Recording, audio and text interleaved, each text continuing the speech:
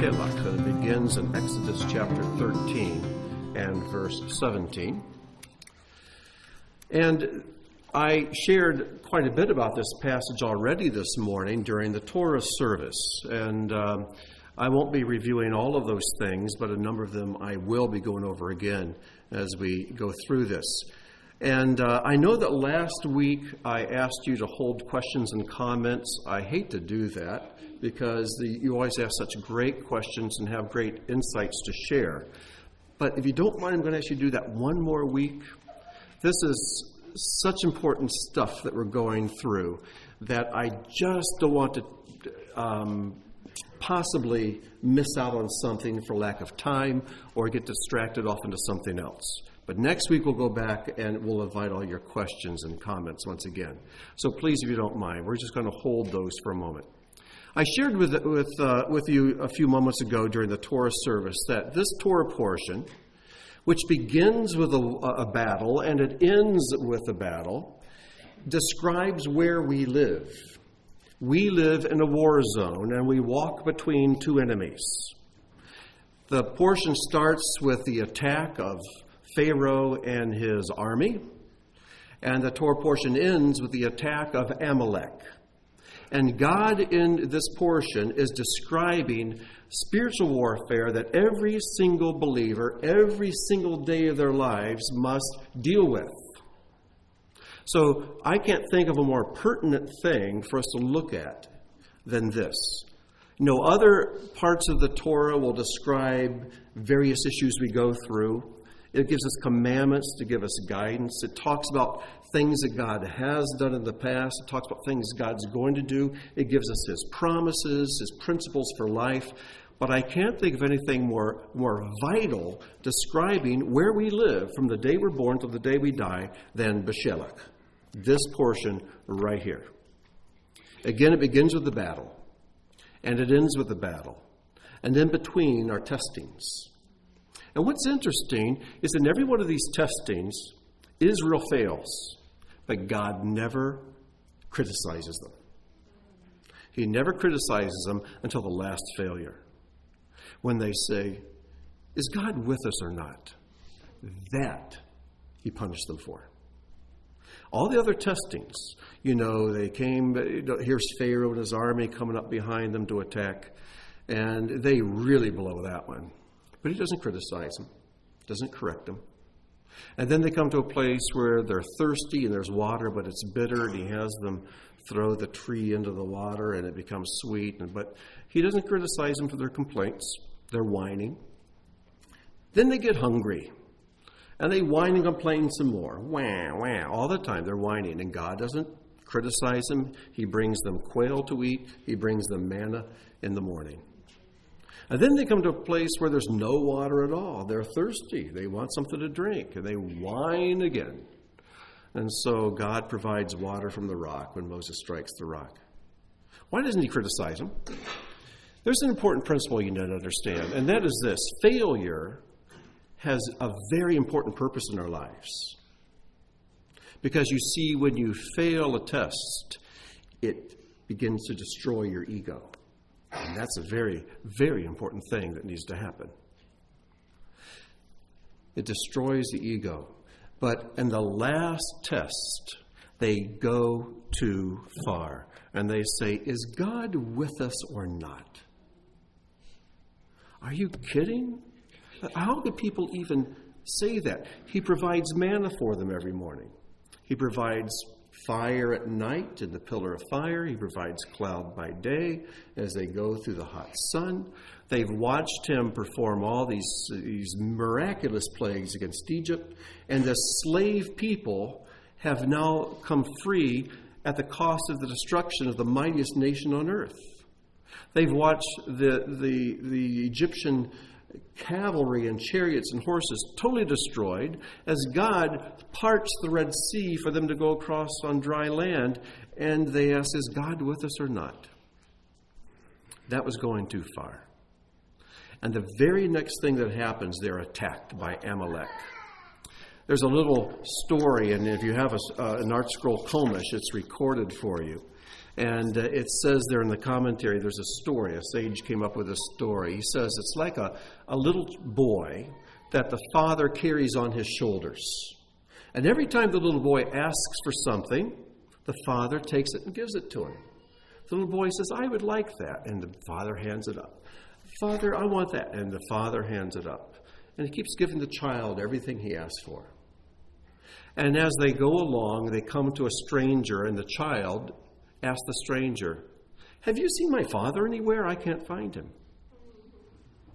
And at that point, the father takes the child, throws him to the ground, and a dog comes and bites him. And that's Amalek. You know, we invite sometimes attacks in our lives because we fail to recognize God's constant presence with us. Shame on us. He's constantly supplying every need. And pretty soon we just start thinking these things just happen. Is God even around? Yeah, he's doing all of it for you. He's doing it all. So, let's do this. Let's go to chapter 14. Chapter 14, and we're going to start with verse 10. One of the ugliest passages anywhere in the Bible. It's just ugly.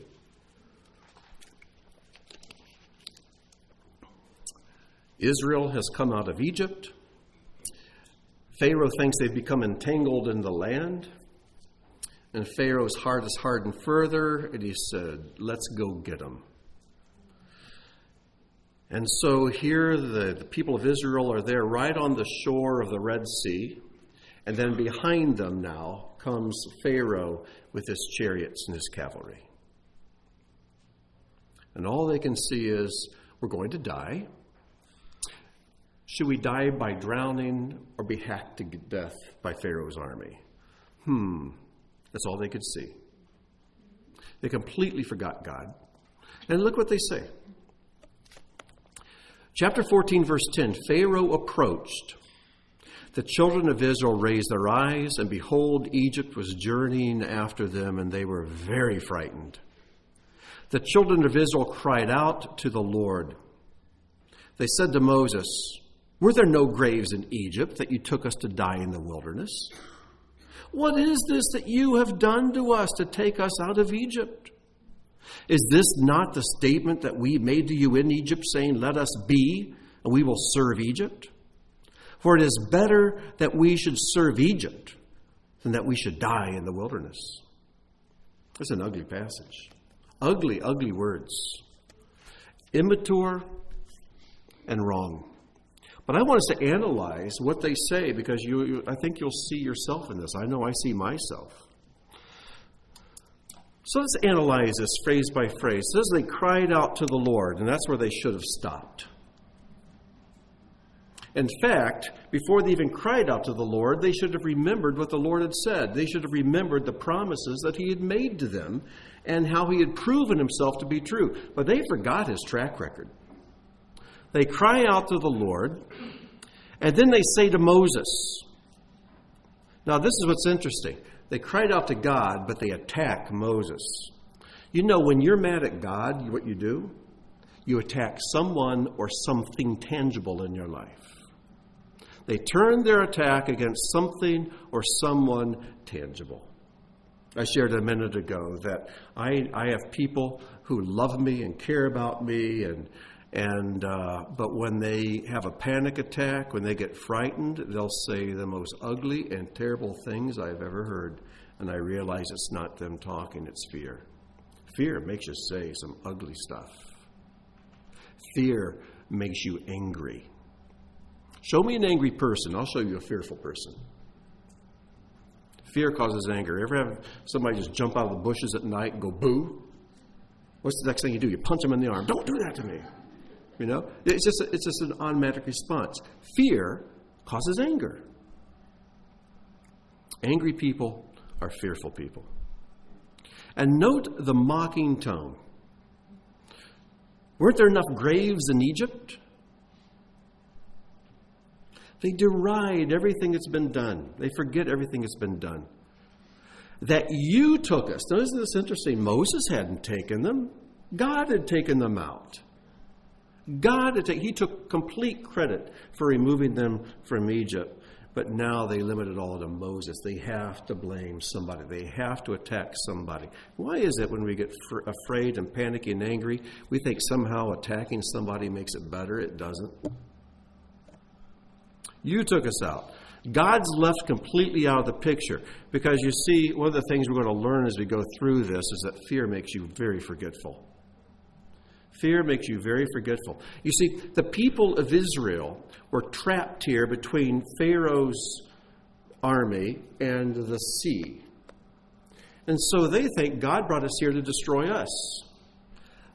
But earlier we read that God brought them there to destroy Pharaoh and his army. That's why they're there. They're not the enemy. The enemy is the enemy.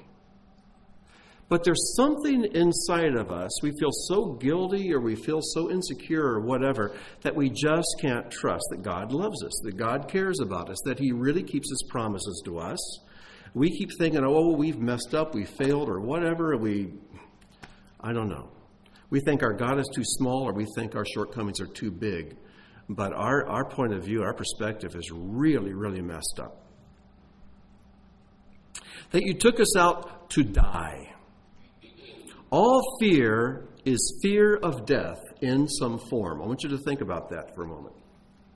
All fear is fear of death in some form. Fear means separation. It might be fear of a relationship dying. It might be a fear of your finances dying. It might be fear of your body dying. It could be fear of some hopes or dreams or some project dying and not coming to fruition. But all fear is fear of death in some form. All of it is.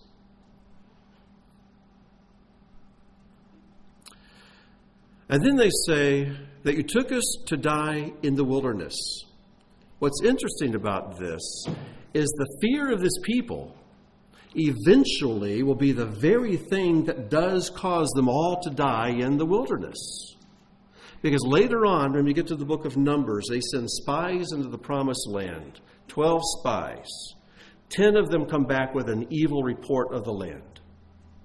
Because they're fearful. We're like, there's giants there. I mean, when they went in later, there were no giants, but there are giants there. We're like grasshoppers in our eyes. And we can't go in there. They'll kill our children. And so what does God do? It says, okay, here's what I'm going to do.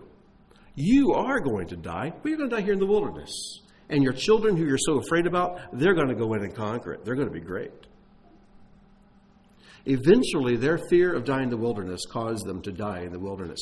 You start fearing something long enough, God will let you have your way.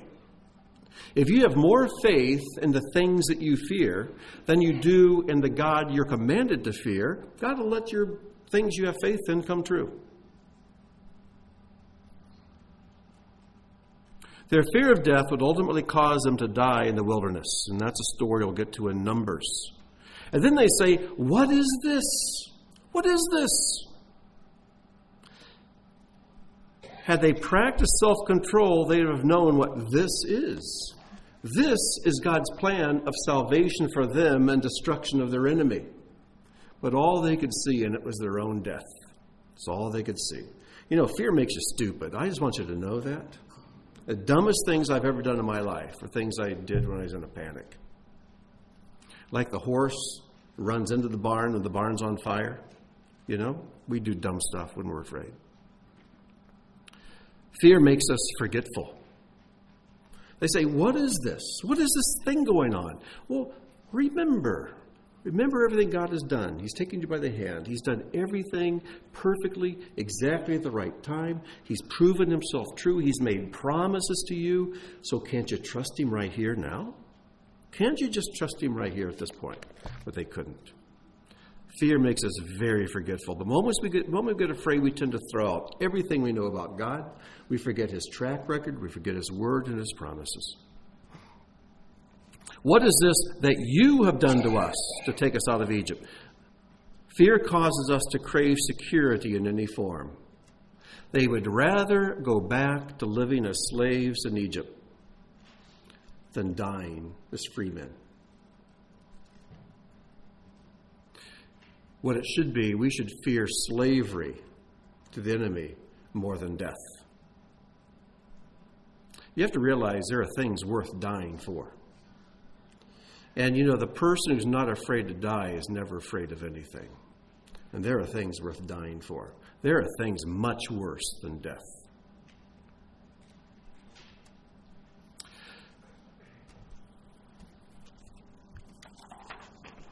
You know, the people, when they came out here to displace between Pharaoh's army and the sea, they saw two possibilities. They saw only two possibilities.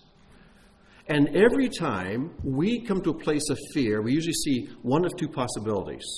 You know, I'm going to drown in the ocean, or I'm going to get hacked to death by Pharaoh's soldiers.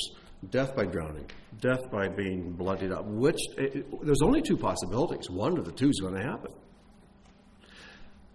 But when we look to God, there's always a third that we could never, ever see. Ever. We can never, ever see what he's going to do. I mean, there's not one Israelite that says, you know what, I have this idea. I think if we can talk Moses into sticking his staff out over the water, I bet God will split that water and we will go across between the two walls. I bet. Nobody even could imagine such a thing. But the things God does are things that are far beyond our imagination because his ways are higher than our ways and his thoughts than our thoughts. He's not limited to our flat land choices. So let's realize that there's always a third option. God just has not revealed it yet. But fear makes us slaves. They were ready to surrender. Take us back. We'll make bricks. We'll make twice as many bricks. You can hold the straw. We're fine. Take us as slaves. And there's a passage in Hebrews 2:15. In Hebrews 2:15, powerful passage. Talks about Messiah's deliverance of us. And it says, and deliver all those who through fear of death were subject to lifelong slavery. Through fear of death, we're subject to lifelong slavery.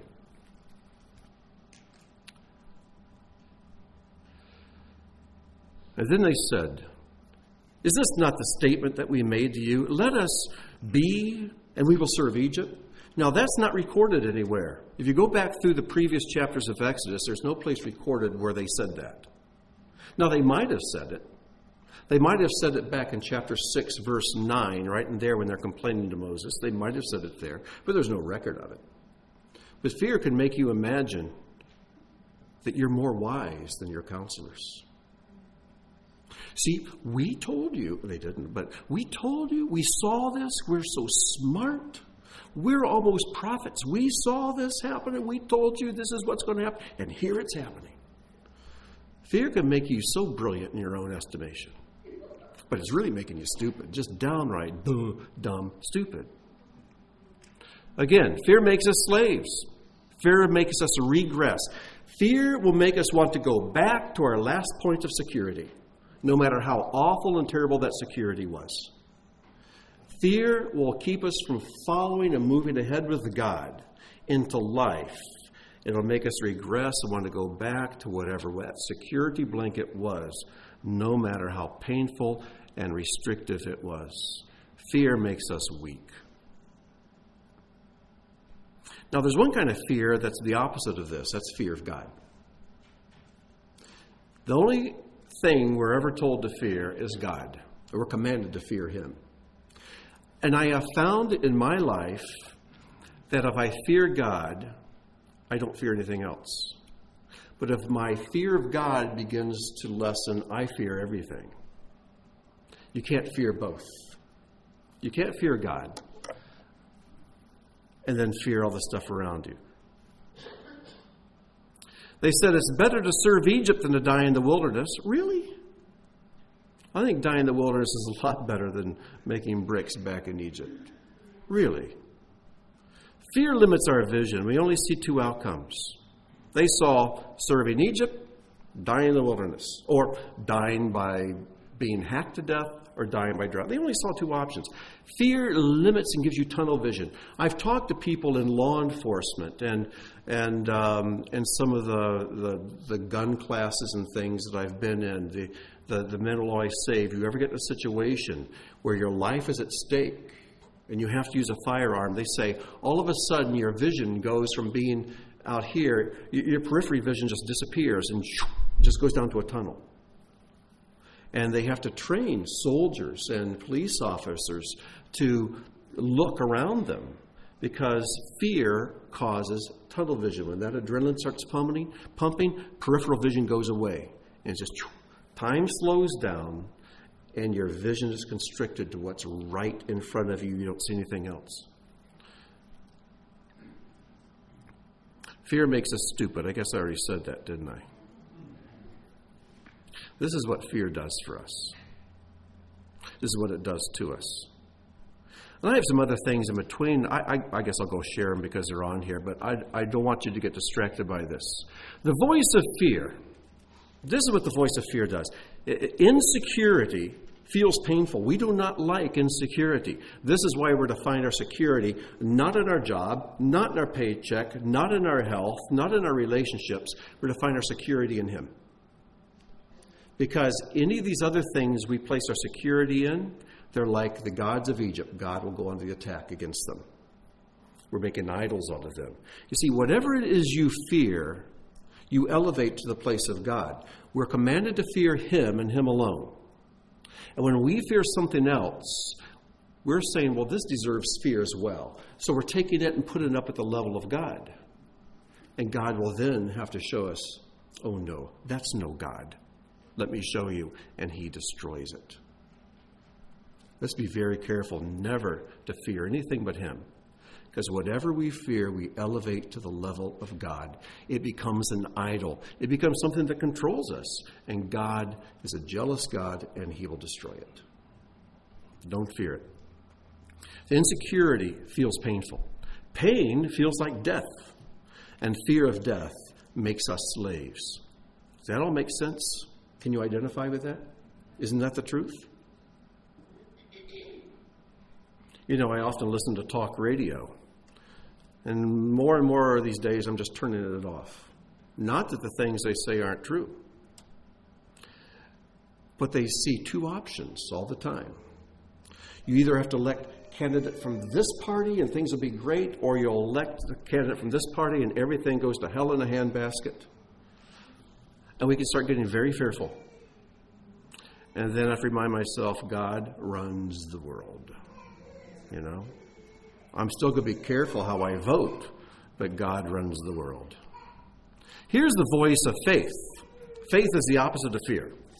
The more your fear increases, the more your faith decreases, and faith casts out fear. All pain is birth pain.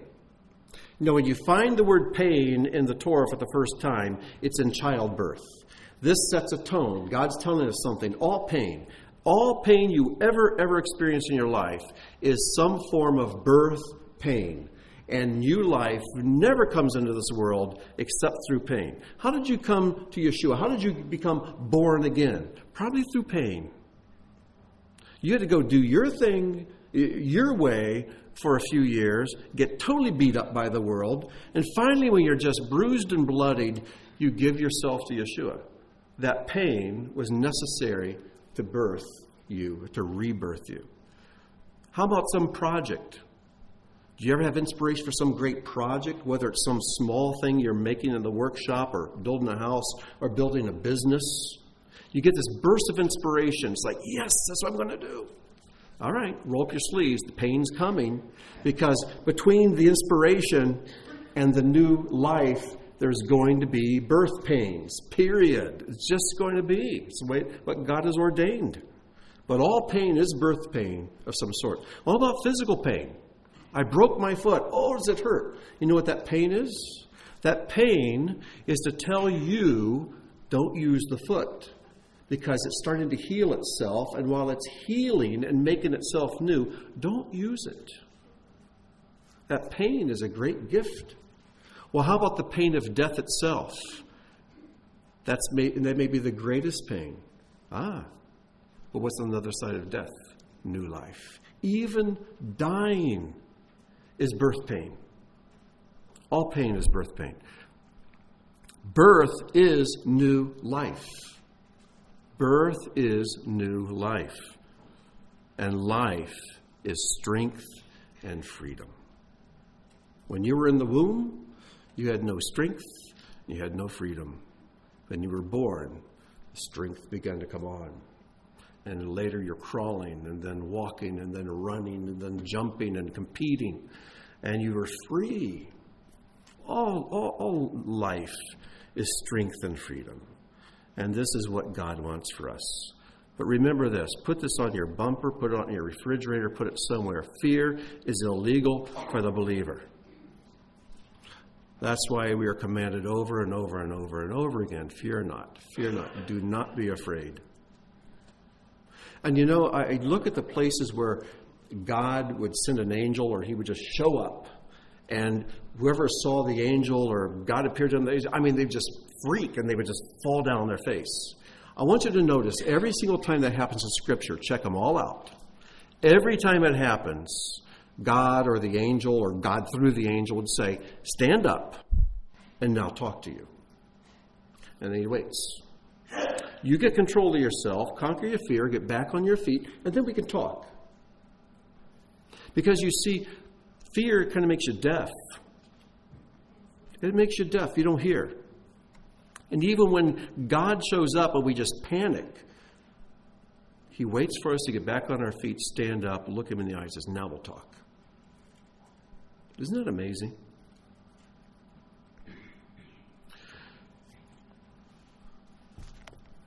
Now, at the end of this Torah portion, we find another enemy revealed. And everything about this other enemy is exactly the opposite of the enemy, Pharaoh and Egypt. This other enemy is Amalek. So what I want us to do is go to the end of the Torah portion. We'll go to chapter 17. And we will pick it up. We'll pick it up in verse 5.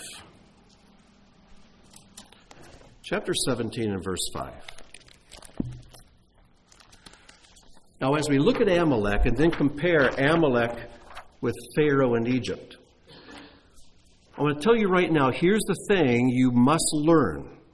These two enemies represent two spiritual enemies that we have in this life. And there's one kind of tactic that must be used against the one enemy and a completely different tactic used against the other. And I find believers all the time confusing the tactics. They want to use the tactics against Pharaoh against Amalek, and it doesn't work. And then they want to use the tactics that God gives us for fighting Amalek and apply those to Egypt and Pharaoh. That doesn't work. And it's just a botch, and we get discouraged.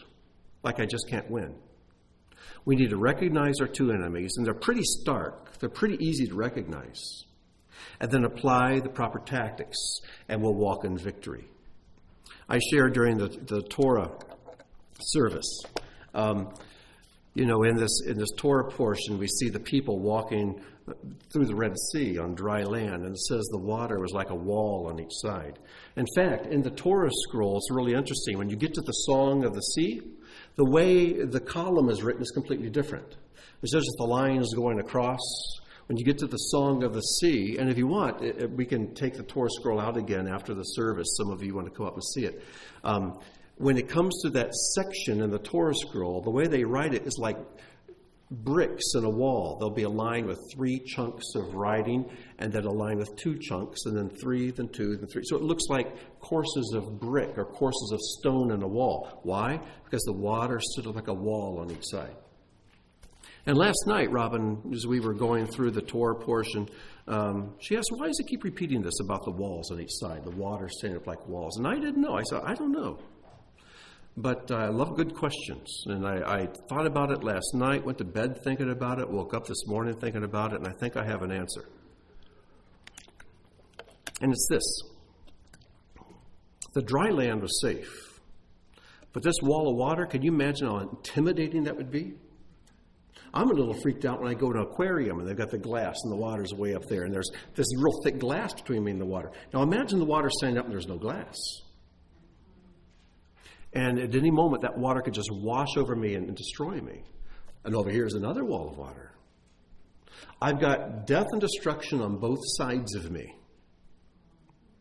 But as long as I walk on the dry ground, with the pillar of fire and cloud at my back, God at my back, this God of fire and water, as long as I stay on the dry ground and I go straight, I'm fine. And I think God's trying to impress upon us, we walk between two enemies. One on the right, because he's spiritual. One on the left, because it's physical. And they are both there for our destruction and to enslave us and to cause fear. And we need to learn to avoid both. And we walk straight, and we'll experience life and victory. So, Amalek. I guess that's given you plenty of time to get to chapter 17, verse 5. Adonai said to Moses, pass before the people and take with you some of the elders of Israel, and in your hand take your staff with which you struck the river, and go. Behold, I shall stand before you by the rock in Horeb. You shall strike the rock, and water will come forth from it, and the people will drink.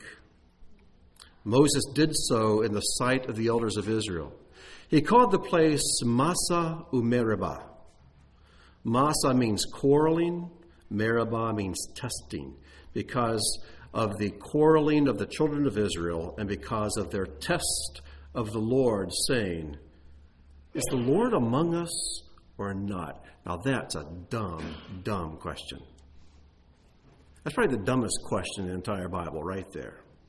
Right now I'm putting that at the top of the list of dumb questions in the Bible that people ask. It has to be number one. I can't imagine a dumber question.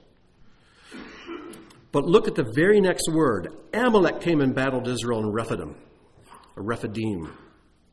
Immediately. There's no leading up. No, back in Pharaoh, they could see the Pharaoh's army coming. They had a lot of time to panic and figure out just how they're going to all suffer and die in no time. But with Amalek's there. Kaboom. He just attacks. And it says it takes place in Rephidim. People have tried to figure out what Rephidim means, and one of the rabbis says that Rephidim is a contraction for Rafu Yadehim. They loosened their hands. They loosened their grip. And when we loosen our grip on who God is and of his constant presence and watch care over us, the moment we do that, Amalek hits. He will hit us just like lightning out of the sky. It will hit and take your breath away. It's such a shock. And he does it all the time. The moment we begin to question, is God with me? Is he really here? And boom, there's Amalek. What does Amalek mean? The name Amalek means people, Alek. That's where we get our word lick. People of licking up. The people of licking up. They are the worst of the worst. Of all the enemies of Israel, Amalek is the worst. I can imagine I have a wild imagination. I just picture these people just almost barbaric, almost like animals covered with mud and just, eating soup with their fingers and just no manners at all. Moses said to Joshua, and this is the first time Joshua's name is mentioned in the Bible, right here. Joshua, which is Yahashua. It's the same name as Yeshua, Jesus. Choose people for us and go do battle with Amalek. Tomorrow I will stand on top of the hill with the staff of God in my hand. Joshua did as Moses said to him to do battle with Amalek. And Moses, Aaron, and Hur ascended to the top of the hill. Now, got the picture? Here's Moses at the top of the hill. And you've got Aaron on one side and Hur on the other. And it happened when Moses raised his hand. He's holding the staff. When Moses raised his hand, Israel was stronger. And when he lowered his hand, Amalek was stronger. Interesting choice of words. It didn't say when he raised his hand that Israel was stronger. When he lowered it, Israel got weaker. It says when he lowered his hand, Amalek got stronger. If you want Amalek in your life to be weak, you have to hold up the hands of Moses, the staff of Moses, the Torah of Moses. It's a tree of life who those who grasp it, and all its supporters are praiseworthy. It happened when Moses raised his hand. Israel was stronger. When he lowered his hand, Amalek was stronger. Moses' hands grew heavy. So they took a stone, put it under him, and he sat on it. And Aaron and Hur supported his hands, one on this side, one on that side, and he remained with his hands faithful. That's what the word is in Hebrew. Amunah. It was faithful until sunset. Joshua weakened Amalek and its people with a sword blade. Notice it doesn't say he defeated him. It doesn't say he destroyed him. It doesn't say Amalek's nothing to worry about anymore. It says he weakened him. Now these next 3 verses are very interesting. Now look how odd they are.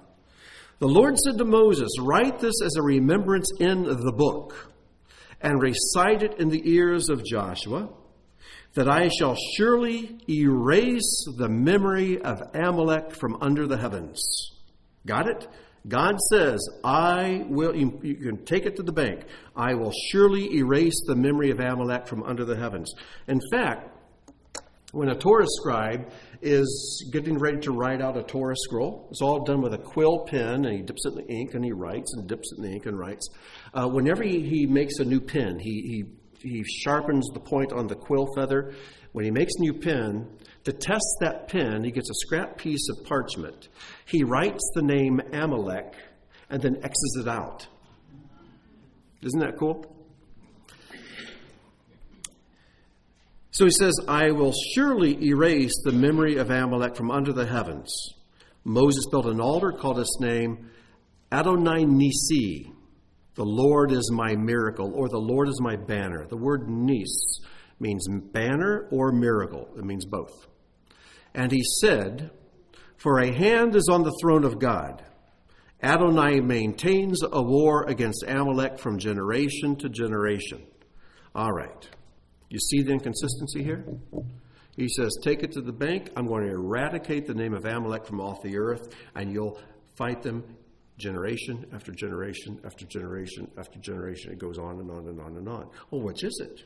You're going to erase them and eradicate them, or do we fight them forever?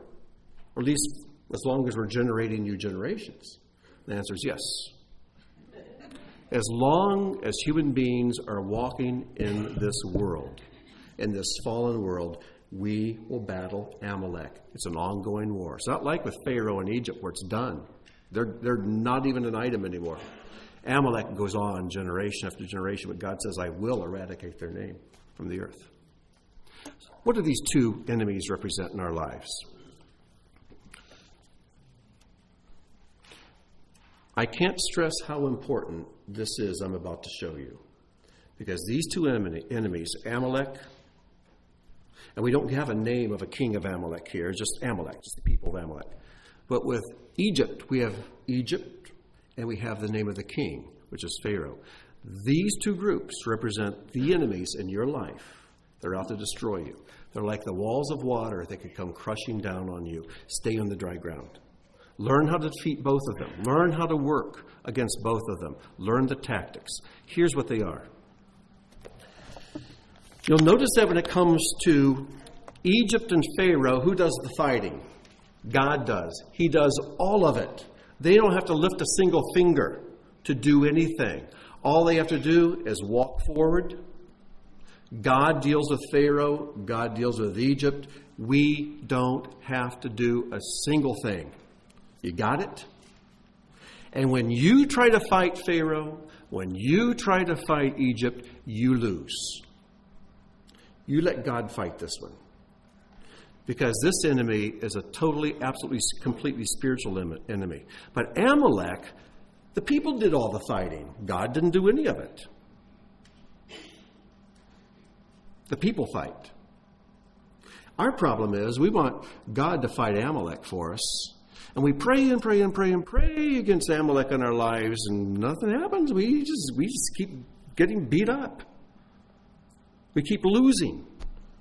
But we're ready to go fight Pharaoh and fight Egypt, and we keep losing. Let's use the right tactics. Now, I haven't told you who these enemies are, but here they are. Pharaoh represents Satan. Egypt represents his kingdom. And all of us, before we came to the Lord, before the blood of the Passover lamb was applied to the doors of our lives, we were slaves to this group. We were slaves. All right? We were facing continued slavery and death. God, through the blood of the Lamb, passed us from death to life. And by the body of the Lamb, passed us from slavery to freedom. And those guys are done with. They're done. Nothing left to do. There's nothing left for you to do when it comes to Satan and his kingdom. The battle is won. God has dealt with it. But the thing is, as you go through the story of Israel, in fact, even in this portion, they saw the horse and the rider washed up on the shores of the sea. They're dead. They're gone. And God says, you will never, ever, ever, ever see them again.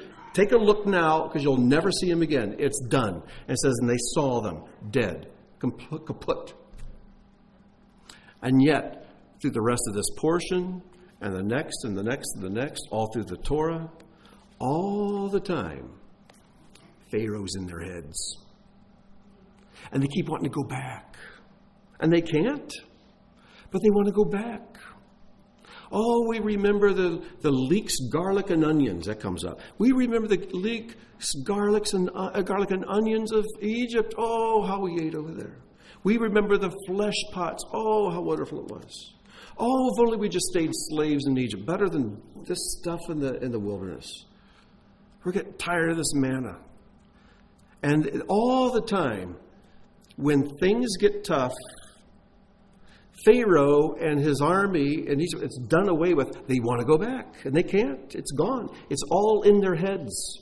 This enemy, the war is all in your brain. It's all there. That's where the battlefield is. He's a defeated enemy, a destroyed enemy. He has no physical power over you. And in fact, it tells us that Satan can't even touch you. Can't touch you. But he's in our heads, because all he has are lies. What are lies? Lies are things that are not real. Reality is truth. Non-reality is a lie. And Pharaoh, our Pharaoh, Satan, attacks us all the time with lies, things that have no reality to them. Now, don't get me wrong. There is definitely a Satan. And he has a kingdom. But he's a serpent, and his only weapon is his mouth. And he's very skillful at using lies. And this is why Messiah says in John 8:31, if you continue in my word, you are my disciples indeed, and you will know the truth, and the truth will make you free. We fight Satan not by out-yelling him. We fight him by out-truthing him.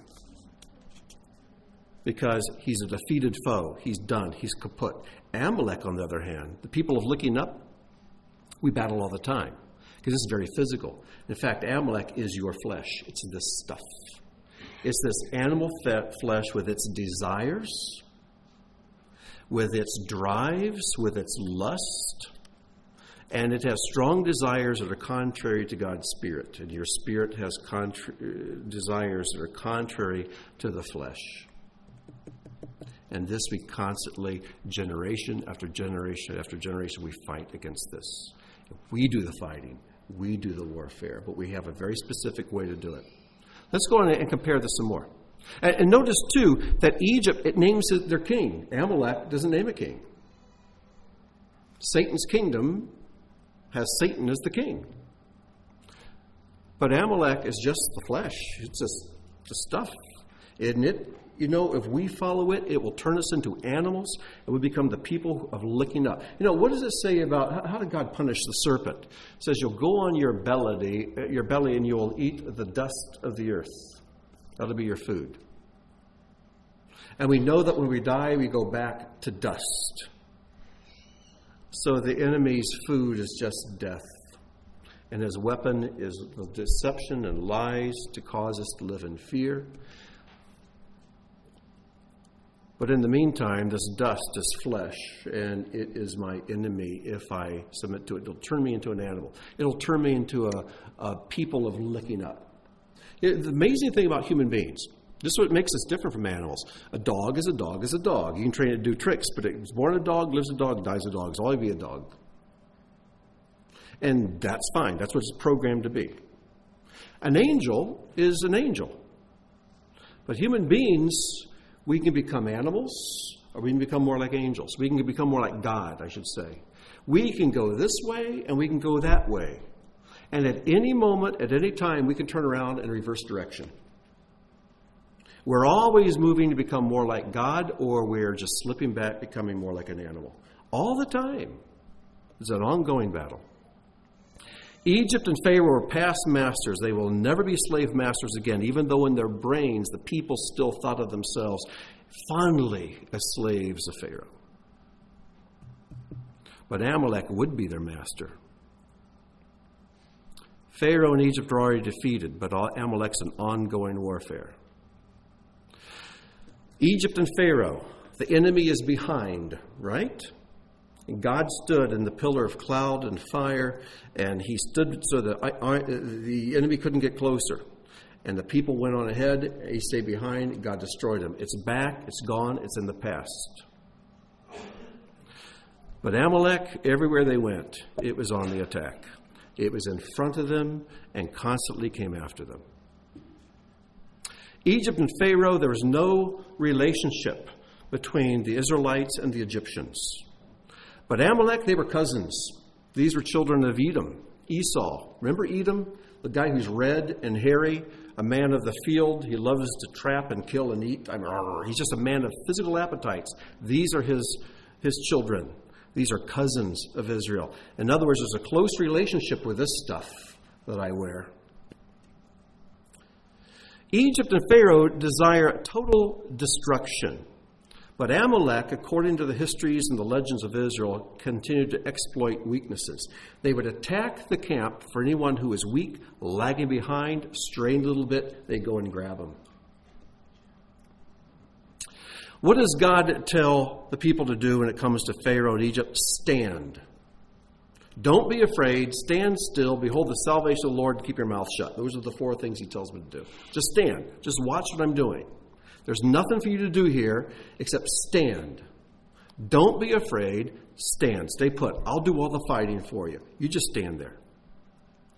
What we want to do, we want to go on the attack against the enemy. And you know, there's some ministries that are completely founded on beating up the devil.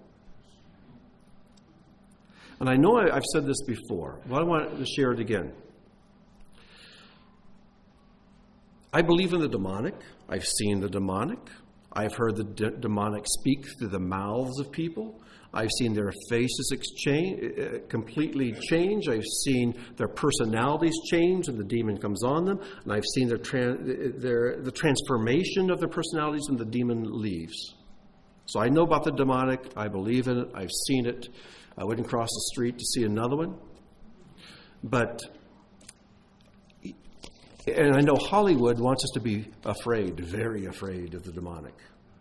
And it promotes movies and so on that makes the demonic look like this thing we should be absolutely terrified of.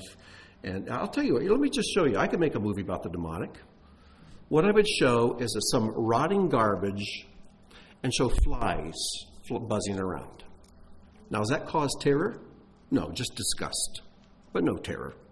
I'm not afraid of houseflies. Don't like them. They're germy. Don't want anything to do with them. I don't run screaming in terror away from them. And how do I get rid of the houseflies? You got demonic activity in your life, here's how you get rid of it. Get rid of the garbage. You know, and too many ministries are fly swatting ministries. They want to go and kill the demons, but they don't have the people get the garbage out of their lives. When people come to me, they sometimes have obvious demonic problems. And so I don't start trying to cast demons out of them. I just say, here's some garbage, toss it. Repent, get the garbage out. You do that, flies are easy to deal with. As long as there's garbage in your life, they have rights there. So why should I wear myself out swatting flies? They're just going to keep coming back and coming back. You understand? So, don't watch the Hollywood movies. You want to know about the demonic? Just don't wash your dishes. Just leave them there and you'll get an object lesson. Pharaoh in Egypt, they're an internal enemy. Literally, they were an internal enemy to Israel because they didn't exist anymore, but the memories did. The memories kept luring them back.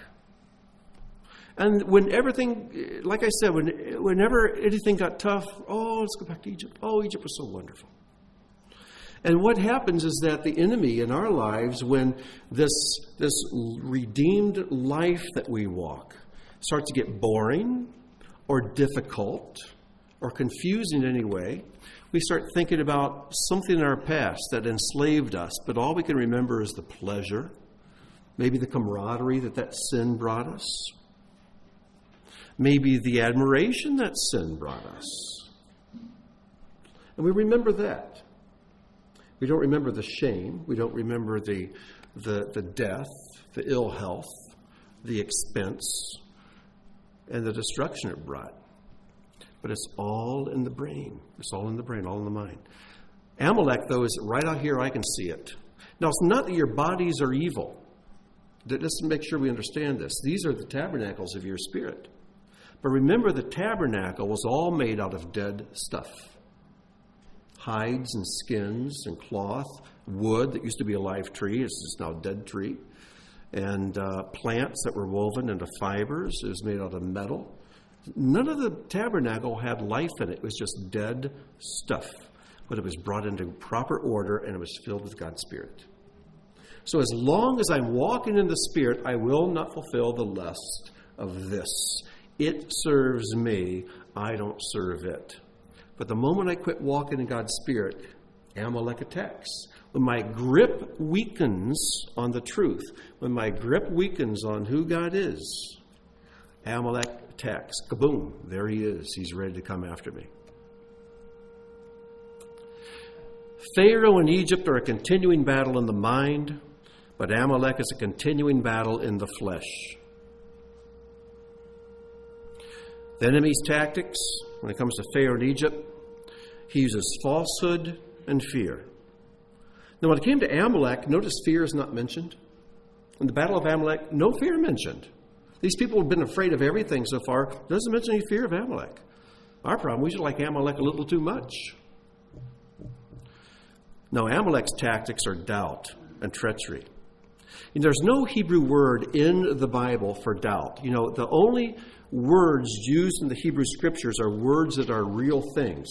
In fact, there's a rule in Judaism that if a word is not found in the Torah or in the Hebrew Scriptures somewhere, then that thing is not really real. It has no enduring qualities. It has nothing that really lasts for eternity, or even whose memory has any power or anything for eternity. It just isn't real. And in the Bible, though there are Hebrew words for doubt, you'll never find that word doubt in the Hebrew Scriptures. The word doubt never appears in the Hebrew Scriptures. Nowhere. But what's interesting, the numerical value of the Hebrew word for doubt and the numerical value for Amalek are the same value. They're the same number. The word Amalek has a value of 240. And the word for doubt is Suffolk. And Suffolk has a value of 240. Because Amalek, his power is doubt. And the moment you begin to doubt, is God really with me or not? All of a sudden the flesh says, you know what? Let's go do, and fill in the blank.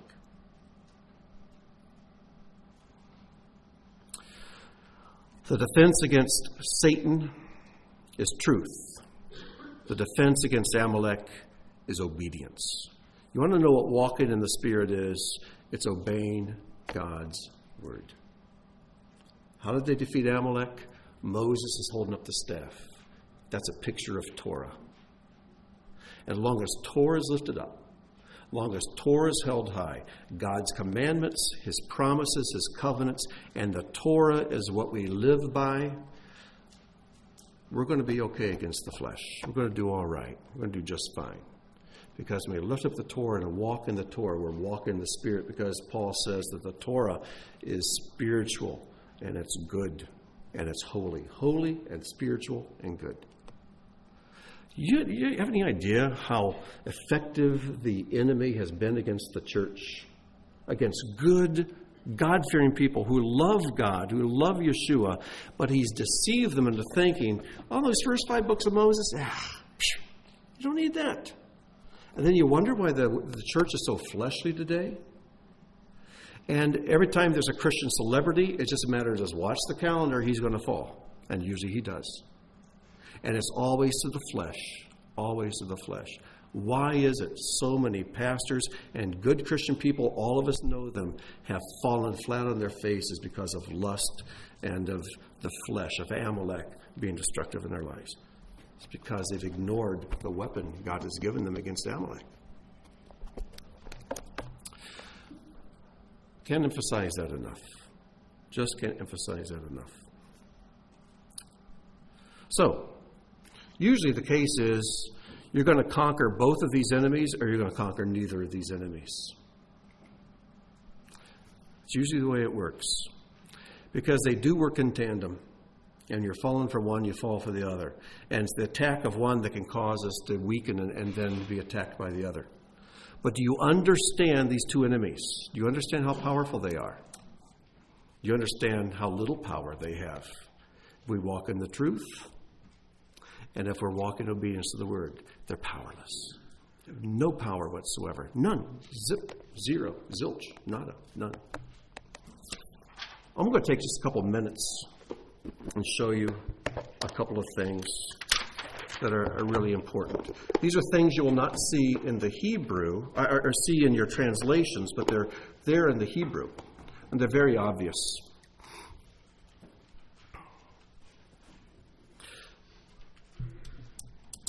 If you ever study Psalm 145, and we often read it in prayer services and so on, Psalm 145 is an acrostic psalm. The first verse starts with Aleph. Second verse starts with the Beit. Third verse starts with the Gimel. And this is a wonderful psalm that goes through the Hebrew alphabet in order and proclaims God's conquering power, His goodness, His provision. It's a wonderful, beautiful, incredible psalm. Psalm 145.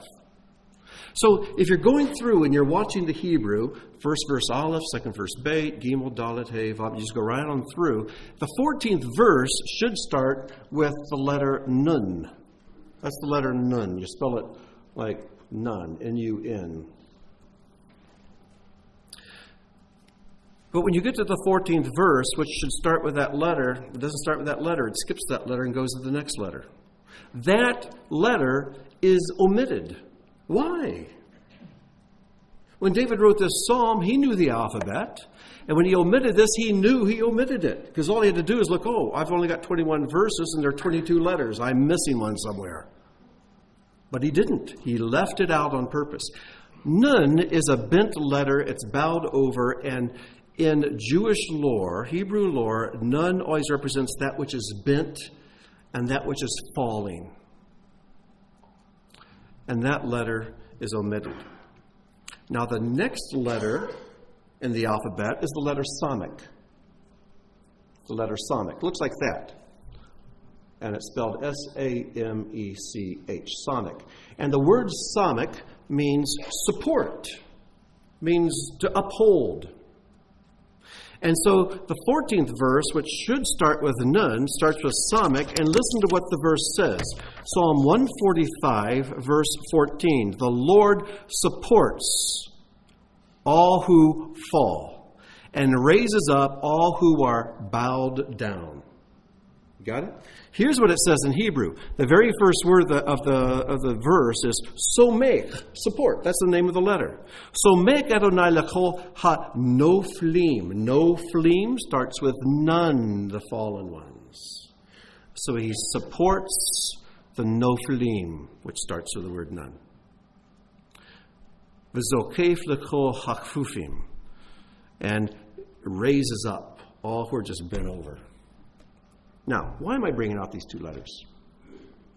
When you put these two letters together, Nun and Samech, it spells the word Nes, which means miracle.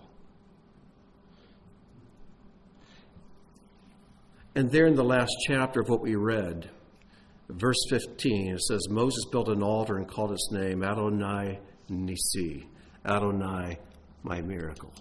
See, every miracle God does is an act of supporting the fallen, straightening the bent, taking those who are just about to collapse, that's us, and holding us up. This is why there's not a verse that starts with none in that psalm. The word that starts with none, noflim, is folded in to the verse that starts with psalmic support. Somech Adonai kol hanoflim. This letter is folded in to the letter that's strong and supporting. But this word nes also means banner. Because you see, when we allow God to operate in our lives and support us, to straighten us out, that's our banner. His hand in our life is the banner over us. And what is his banner over us? His banner over us is love. Because everything he does, his support of us, his straightening of us, of making us stand strong, that is his love for us. Now what's interesting, whenever the letter none comes at the end of a word, it changes shape. It looks like this. It gets tall and strong and straight. It's got a little bit of a blip on top, but it's this long, tall, straight letter, because that is the outcome of those who allow God to support them, to do the miracle of support in their lives and be a banner to them. And you know how we learn to get supported by God? We learn to be supported by God through nun, psalmic, hey. That spells nasa. But that's how it's pronounced. What does nasa mean? It means testing.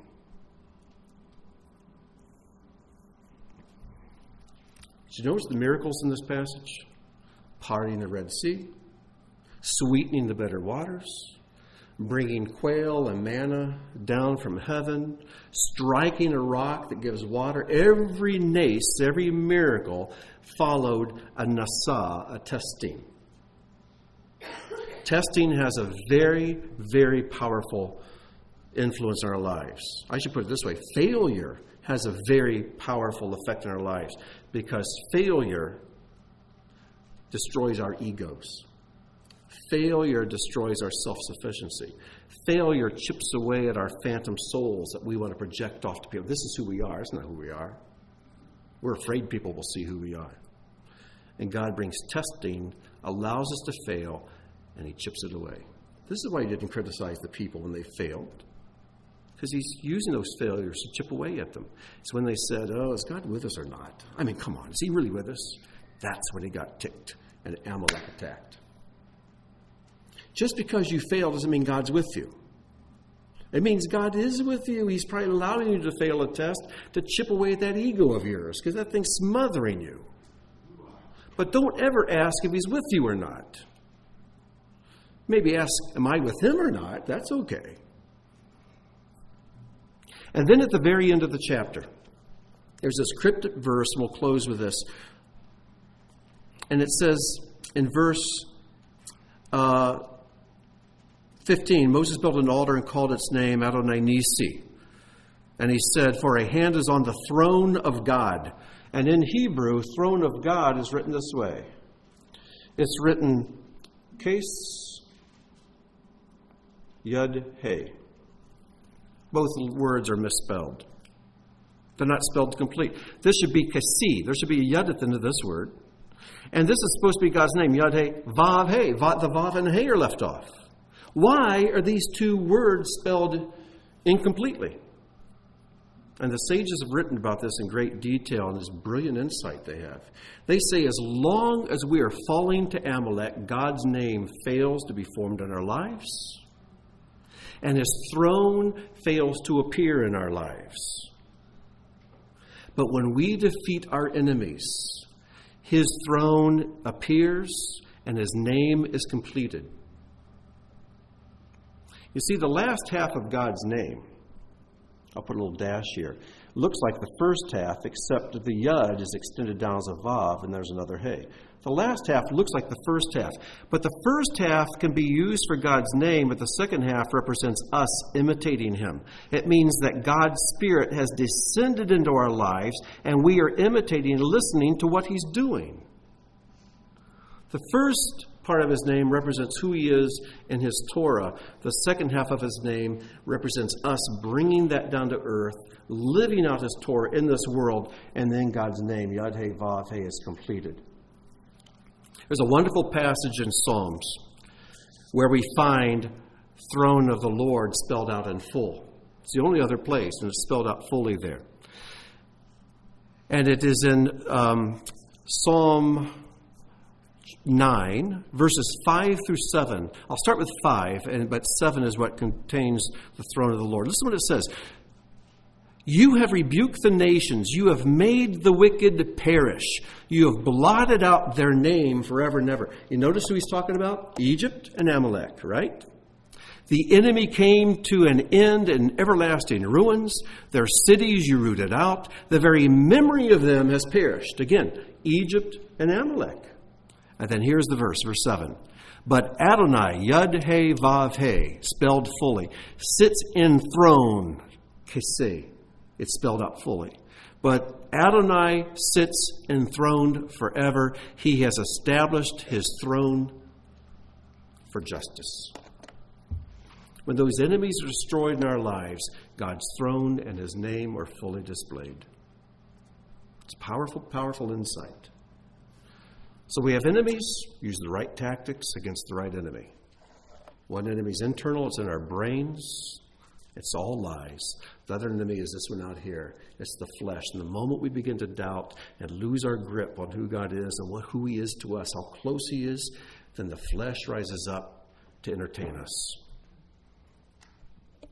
Those are our enemies. It's just that simple. God fought the one, and we continue to maintain victory through truth. We fight the other. We maintain victory through obedience to this. Got it? I guess I could have just said that at the beginning and skipped the whole teaching, but... Well, this is what we're going to do. Let's close our eyes. We're going to close in prayer. But for prayer, as we were going through the prayer service this morning, this stood out to me, so we're going to make this our closing prayer. It comes from our Siddur. It's very short. And it says, Adonai Elohechem Emet, the Lord your God is true. True and standing firm and established and enduring and upright and faithful and beloved and adored and cherished and pleasant and awesome and mighty and affixed and received and good and beautiful is this word for us forever. The eternal God is true, our King, the rock of Jacob, shield of our salvation. From generation to generation he endures, and his name endures, and his throne is established, and his kingdom and his faithfulness forever endure. And his words live and endure, faithful and cherished forever and for all eternity, for our fathers and for us, for our children and for our generations and for all generations of the offspring of Israel, your servants. For the first and for the last is a good word, and endures forever and ever. It is a true and faithful statute which will not pass away. It is true that you are Adonai our God and the God of our fathers, our King and the King of our fathers, our Redeemer and the Redeemer of our fathers, the one who formed us, the rock of our Yeshua, our ransomer and rescuer is your name from long ago. There is no God except you.